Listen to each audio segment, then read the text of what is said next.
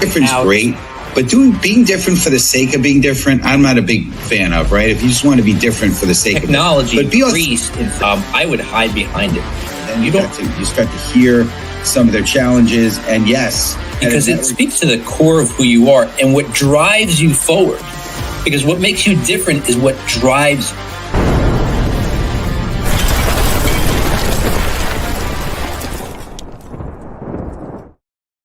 What's up, everyone? Welcome to the Master Connector Show. I'm your co-host, Rob Genovesi, and I'm so happy you're joining us today, and hopefully you're joining us live. Live is where it's at because that's where you get your questions answered. But if you can't catch us live, we get it, but mark your calendars for every week, Wednesday, 1 p.m. Eastern time. Maybe you catch a live one in the future. If not, after this, it goes out on Spotify and Apple Podcasts and everywhere you love listening to podcasts. But listen, go to masterconnector.show and you're going to see a whole roster of guests we got coming up. And Steve brings the most amazing guests. And, you know, we have this whole bunch of knowledge that we have. You know, you learn things as you go, whether you're reading books or listening to people or even shows like this. But there are gaps between your knowledge. And those are the things that are stopping you from getting to the next level. You want to close those gaps by getting your questions answered. So come live, bring your questions. Mark down on your calendar the guests you need to hear from. Get your questions in there because we interact with one another inside this show, audience members with each other, and you can ask questions of me or Steve or a guest as well. But make sure you do that. Go to masterconnector.show. And listen, there's a lot of stuff happening here on the Master Connector Show. You know, I recently released a book just last October. Steve released the book a couple of years ago, but more recently, Steve gave his first TEDx talk, which was phenomenal down in Texas. He went down there, gave it live right on the red dot. And listen, the replay is out there. So I'm going to put it in the comments. So make sure you're looking out for that and check out Steve's talk, because especially for you introverts out there, you're going to realize you have an edge and Steve's going to help reveal it for you. So listen, go to catch his TEDx talk again. I'll put it in the comments. You know, today's show is really exciting. I'm really excited for this because this is interesting. We're going to be talking about helping others overcome jerk behaviors. And it made me think about jerk behaviors that I've done. Listen, you may not be a jerk, but maybe you've got jerk behaviors that you're not aware of. Now, I can remember one time I was out with my wife. We were shopping in the mall one time, and my wife was talking with some woman, and I walked over there and I said, "Whoa, somebody's ready to have a baby," because the woman was obviously pregnant. As she turned the stroller around to reveal her 3-month-old baby, and I was really embarrassed. She was not pregnant.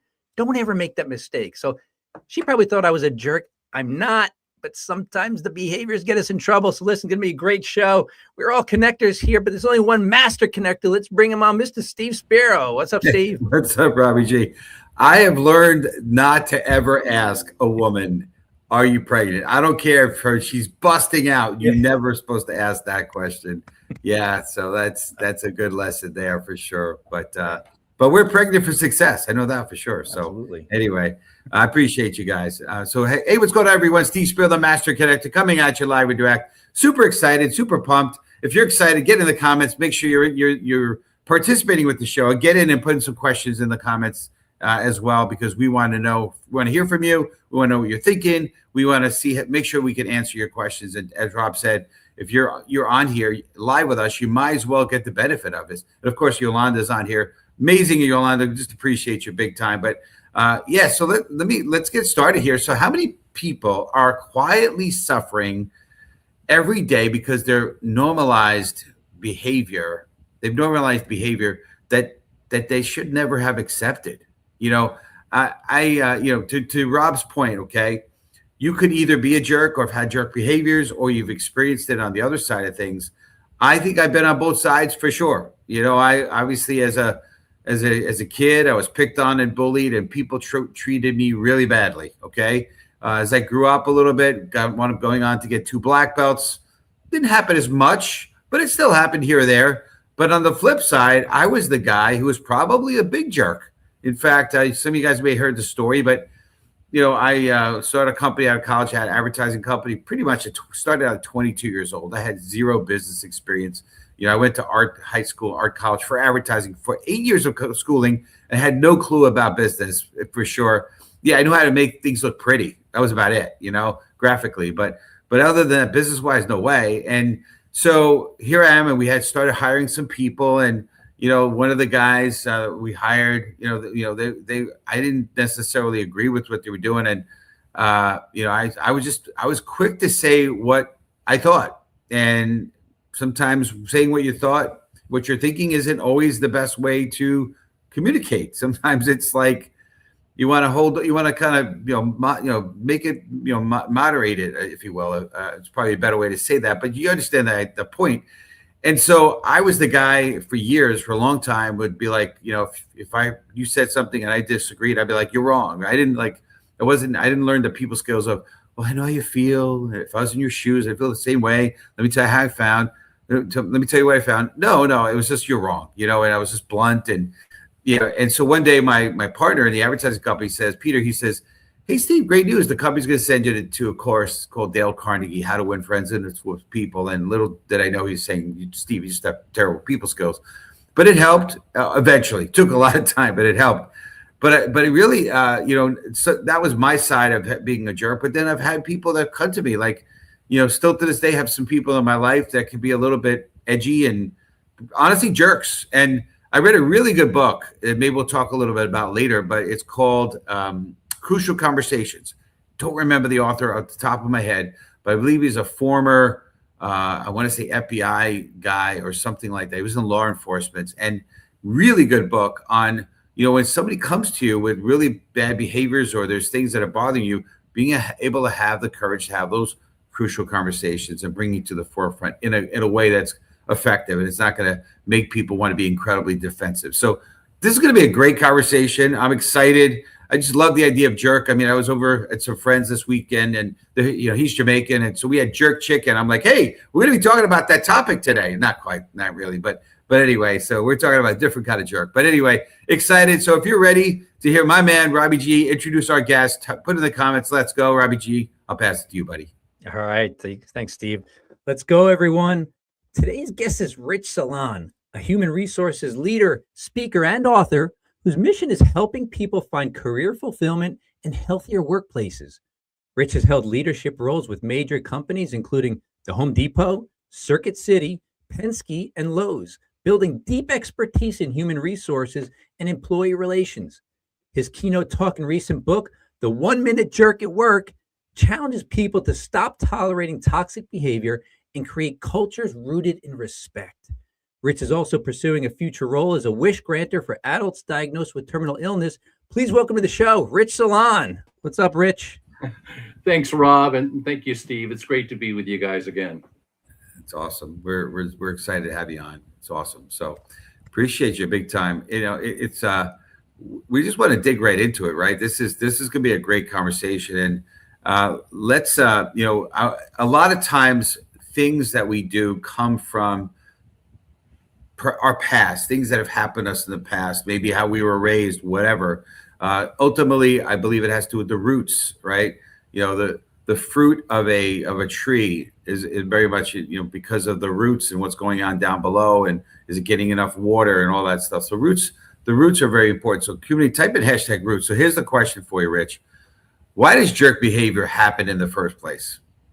Well, that's a great question. I think it happens for a variety of reasons. Yeah. Some people act out because they're not successful at work. They're frustrated. Some people act out because their personal life at home is not going well.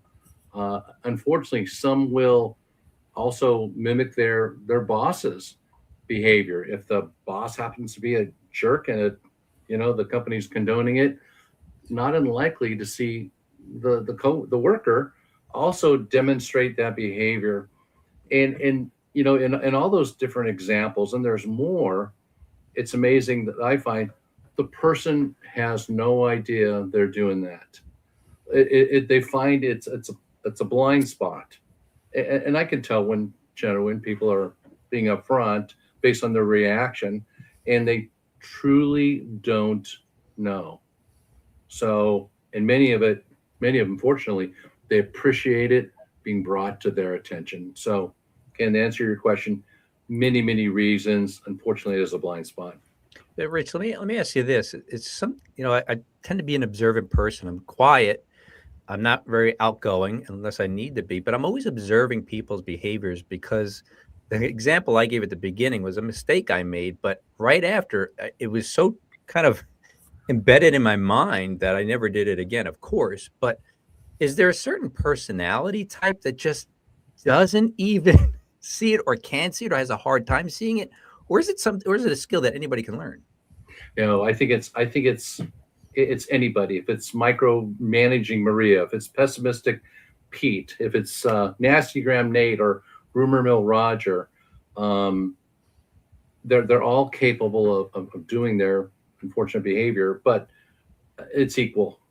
There's no one type of jerk that doesn't see what they're doing or feel or is kind of blindside, look at it from a blind side. So anyway, it's all unfortunate.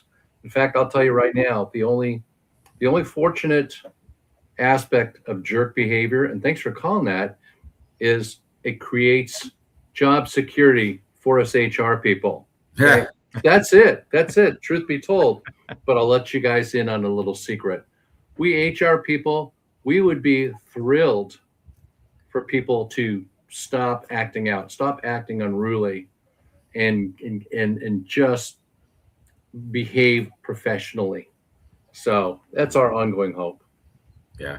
I did a post earlier this week, and I think a lot of this has to do with the heart. Now, granted, there's some corrective measures. There's things people learn, and a lot of what they're going to hear today. But I think ultimately, we'd have a great world if everyone just believed in love.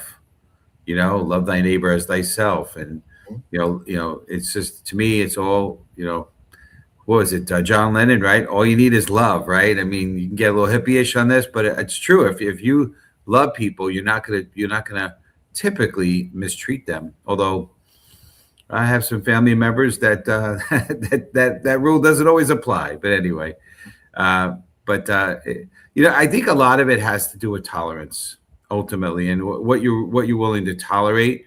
Because what I found is, if you let it go on and on, it sort of continues on. I think that sometimes is what happens in family environments as well, is that it's not ever addressed, and then it just keeps going.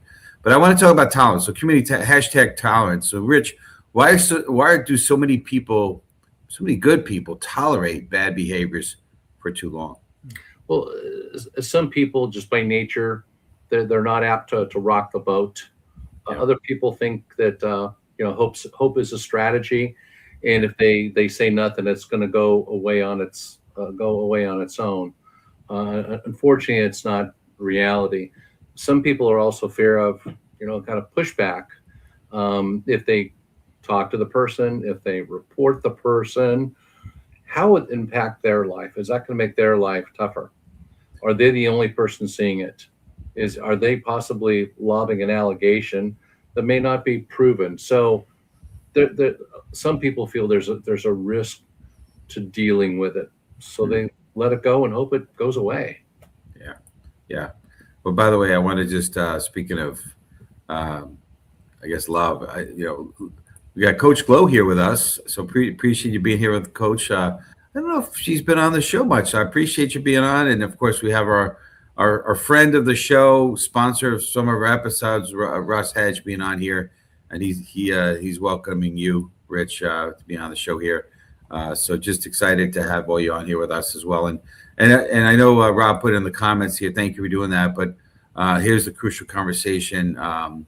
Great book that I was talking about before. So, but let's keep the ball rolling, right? So a lot of times we're talking about having boundaries and what you're willing to kind of tolerate. We're talking about toleration and being tolerant of things, but putting up boundaries, I think is crucial, if you will. So, community, type in hashtag boundaries. What are the healthiest ways to confront jerk behavior, Rich, without becoming one yourself? Absolutely. So many people, again, are hesitant, they're resistant to bring the information to the person's attention. But look at it this way. When you bring it to the person's attention, you're really extending an olive branch, and you're saying, I'm sharing this with you to help. Now, when you confront the person, and that's really probably not the right term, when you bring it to the person's attention, it is a one size fits one, because depending on how the person's, what their behavior is, if it's, illegal behavior, you're probably going to get HR involved. But for most behaviors, my suggestion, you meet with the person one-on-one, just you and them, and they're hearing it for this first time from you. The person's being offended. You're at a table, you're at a desk, you do not have a stack of company policies by your side. You don't have a paper and pen. It's you, the person, and a blank table or a blank desk. And talk to the person casually. Yeah. And help them understand, because again, there's a strong likelihood that they're going to say, I'm sorry, and I didn't know I was coming across like that. Please accept my apology, and I owe you a favor on this. And their behavior, that behavior back to you, the accuser, it may not get that conversation if you go through like a human resources person or the person's boss. They'd rather it will resolve itself, bigger chance of resolving itself, if you have the conversation with the person in a non-threatening environment. Yeah. And I tell me if I'm right about this, but I know that I learned I've had my share of therapy over the years and couples counseling and all that, and when you go to somebody, they say you're not supposed to say you did this, but or something like, but more like, so when this happens, this is how I feel, or whatever, right? What's your thoughts on how the proper way to say it, or just say it? I mean, what's your thoughts on that? Yeah. Let me take this opportunity to help you understand something. So I use the word understand also, and based on the reaction says, yeah, I suspected that you may not have been aware of it. So you're giving the person the benefit of the doubt. And then the beauty of that kind of non-confrontational, non-threatening, type of conversation often results in the bond, the relationship with that person becomes stronger. You've done the person a favor. So again, people often tend not to bring it up, but it really pays to intervene when necessary. So repeat that first part of the statement, if you would. Yeah, I want to help you. I want to help you understand something. So when you said that to me, I thought you were telling me that. And I'm like, oh crap, what did I do wrong? No, but guilty conscience. That's it. I must have a guilty conscience, absolutely. Very, very cool. And I appreciate that. That's good. So, and by the way, I want to welcome back to the show. We've got Omar here, and he's tuning in from YouTube. So it's great to have you on here with us, Omar. Great stuff. Yeah. So listen, a big part of what we're talking about here is ultimately culture, right? I know you're big in the HR space, so you're dealing with a lot of companies. Companies bring in, obviously, they have HR people to help with culture, and that's what grows your companies when you have the right culture, right? It's why companies like Apple have thrived, because they created a culture based around their mission and all that. So I know how important culture can be. So let's talk about it. Community #culture. So how much damage can one toxic person do to an environment, to an entire workplace culture? What are your thoughts on that? Yeah, what comes to mind, productivity, the productivity of the department, the work group, people impacted, people that are benefactors of the unruly behavior, that can go down. Yeah. Also, you can have absenteeism. Maybe the person says, I just can't deal with that guy today, and calls in sick, and maybe calls in sick the next day. And one of the worst things going to happen is your best performers could leave skid marks. It's you never want to lose anybody. You want to retain your team members, But you take a star performer, maybe doing the work of 2 people, maybe more. Maybe the person walks on the water. You lose that person because they were a victim of unruly behavior that was not addressed. To me, that's the ultimate. The other thing, lastly, is a brand. You can tarnish the company's brand by condoning inappropriate behavior, and guess what? That can, seep over to your customers. Yeah. So there's a lot on the line. Yeah, for sure. I just want to point out Yolanda, who always has these pearls of wisdom. She said this: people shut down when they feel exposed or embarrassed when confronted publicly. And that could mean either A, if you're confronting them because they've got jerk behavior, or it could also mean if you're the one doing the jerk behavior publicly, right? It could be interpreted a couple different ways. Yeah, for sure. Cool stuff. So let's keep this going. So, now we've kind of identified the challenges. Let's talk about prevention. How do we fix it? How do we kind of, make things better moving forward? So community, type in #prevention. So Rich, what are simple strategies leaders can use to stop jerk behaviors early? And you've kind of touched on it a little bit, but maybe you've got a few more if you could. Yeah, probably the easiest thing to do is install the no jerk rule. Simply say, we have a new rule here at Acme Widget Corporation, and it's the no jerk rule. Nobody's allowed to be a jerk. And if you are caught being a jerk, we're going to tell you to stop being a jerk, and we're going to tell you to stop. The other things they can do to try and prevent, absenteeism, turnover. When somebody leaves a company, we typically do an exit interview, find out what they like, what they didn't like, why they're really leaving. Well, why don't we do 3 times as many stay interviews? For every one person that leaves, have conversation with 3 people and ask them, what keeps you here? What keeps you coming back to work every single day? What fuels your growth here within the organization? So consider more stay interviews, and then simple things. Make sure we're treating policies consistently. We're applying them consistently. Make sure that employees have an open door, and if that's directly to their supervisor, an anonymous complaint line, and of course, anytime there's allegations, presented to human resources or leadership, they need to act on them. They're all important. And it doesn't, remember, if the allegation is against your weakest performer or your star performer, they're all equally important. Yeah. And I want to, what you're talking about there, when you have good people who leave because they just can't be part of that environment, right? They have maybe a better understanding of respect and how to treat other people.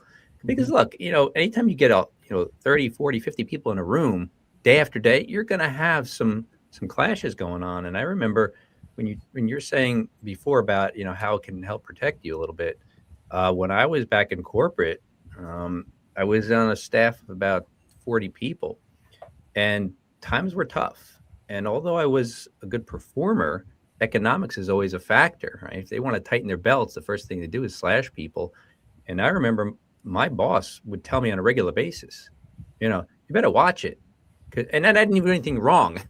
And I wasn't a jerk.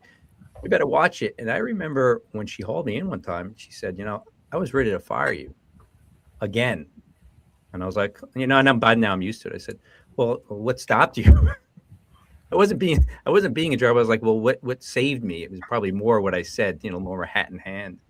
And she said 3 separate people separately came to me and said, if you get rid of him, it's going to be a big mistake because he creates a very high morale and he keeps the morale very even on a day-to-day basis.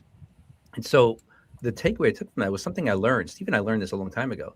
When you're in a room, you got to be the thermostat, and you got to adjust the temperature of that room to one of high morale and productivity versus the person who's just constantly disrupting and complaining. So it saved my job for a long time, just being the guy who is like, let's just keep it cool, everybody. If you got a problem, come to me.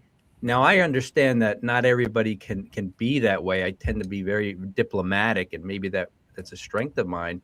But some people can't handle that. Can a person look at themselves, Rich, and be like, I'd like to be that way? Or can they not even do that? I find that too often people don't get a very, very clear view of themselves. The best feedback, the best information, the best insights is coming from someone else. So we like to think that we can assess ourselves. It's like saying we're a great listener. We're really not. Listening's a unique skill. It's tough to assess ourselves. I believe the best feedback comes from others, and that has to be taken seriously. I love that. It's great. Yeah, one of the things that that has always intrigued me was respect. And a lot of times you look for, sometimes people want to earn respect. Sometimes people want to command respect. I know Rob and I were part of a business team at one point together. And, I've said this for a long time. I want to earn the respect of the people that I respect. And so I think it's important. I think, I forget, it's recognition, but similar to respect, right? Babies cry for it, men die for it, right? That appreciate that, that acknowledgement, that respect, if you will. So I want to talk about that a little bit as we close it down. So community, type in #respect. How do we teach people that kindness and strength can actually coexist? We can tell them till we're blue in the face. We can, explain it as a prescription. But I believe the more we can commend people, the more we can make people feel important. And it sounds simple, but each of us are busy, especially leaders and human resources people. We're all busy people. And often it's not the first thing we think about. So we have to go out we have to look. We have to catch people things right. Like, I love where you're going. You helped Jennifer. She finished the project on time. That was awesome. And if you can make that statement to Jennifer, why not make it publicly in the next department meeting? So just reinforce your gratitude for the kindness and also for the talents within the department. Love it. Love it. It's sort of from the discussion before, but I want to just acknowledge what Yolanda wrote. So she addressed bad behavior immediately at its onset. As soon as it noticed or reported, nip it in the bud. Don't let it simmer. I agree with that. Yeah, because things could kind of get ugly that way for sure. So, well, this has been great. I mean, obviously, it's a great conversation, great topic, and there's a lot more we could talk about. But we are starting to wind this show down here. So, we appreciate your perspective. And we got Olga joining us with respect. So appreciate you, Olga, coming in here. But I know, Rich, you have something you want to share with the community, and some closing remarks, and best way to reach you, if you wouldn't mind. Sure. Number one, please avoid tolerating jerk behavior. Your career is special, and your level of career fulfillment is incredibly special. My career purpose is to help people find the career fulfillment they want. I do that through all my books, through my speeches, through my work in human resources via consulting or on the staff. I hate to see talent not being fully utilized. Mm-hmm. I offer free career coaching. Literally, I've never charged a fee and don't plan to. If you want to hook up at LinkedIn, you're not feeling the love, you're not feeling the fulfillment, or if you're going to start a career search or you're in career search, call on me. We'll find time to meet together. And I look forward to helping you find the fulfillment that you want. That's great. Best way for our community to reach you, and I really appreciate that. LinkedIn. Just send me you can type in Rich the HR guy or Rich Salon and connect with me on LinkedIn. And mention that you saw him on the Master Connector show, right? Absolutely.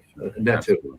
Yeah, appreciate that. Well, thanks again, Rich. Going to put you in the green room, but I appreciate all of the good work you're doing, and keep up the great work. You did a great job here today. Thank you for blessing our community. Appreciate you. Great to be here. Thank you. Yeah, absolutely. Phenomenal. Good stuff. All right. So listen, next week, same bad time, same bad channel. We're going to be having on it's episode 260. It's Be a Voice That Moves the World with Genevieve Peturo. It's going to be an amazing, amazing episode. Don't miss it. And if you want to learn more, go to masterconnector.show. You can learn about all the up-and-coming episodes. You can learn about how to become one of the guests on our show. You can learn how to sponsor a show if that's something you'd like to learn about. Just amazing. And I know Rob mentioned it, but go check out Rob's book. Yeah, you can check out my TED Talk, but go check out Rob's book, Don't Fear the Brand. It's an amazing book. Not just if you're a brand person or not. It's a great book just in general. So just appreciate you big time, Rob. But I want to close with a story. I always like to close with a story. And my mom loves my stories, so I'm going to read you a bedtime story here. So Keanu Reeves became admired around the world, not just for his success, but for the way he consistently treats people with humility, kindness, and respect.